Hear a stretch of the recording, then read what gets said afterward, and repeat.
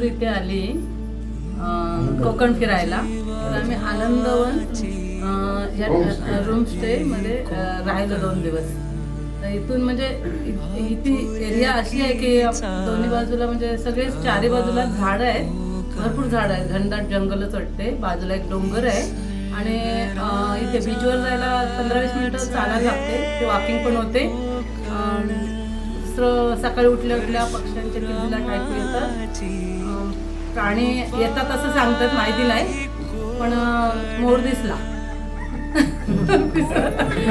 आणि या लोकांची पण अशी म्हणजे आम्हाला असं खूप सहाय्य केलं. असं किती गडबडत म्हणजे असं आम्ही किलबिलाट केला.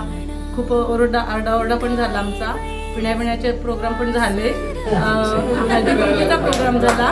पण त्यांचे काहीच ऑप्शन म्हणजे त्यांचे काय हे नाही केलं, काय हे असं करू नका तसं करू नका, काय नाही, नाचकाम केलं. सगळं फ्रीमध्ये असं व्यवस्थित आम्हाला मार्गदर्शन त्यांनी पण असं साथ दिली त्या लोकांनी पण. तर हे आनंदवन परत कधी आलं तर परत यायला म्हणजे आवडेल.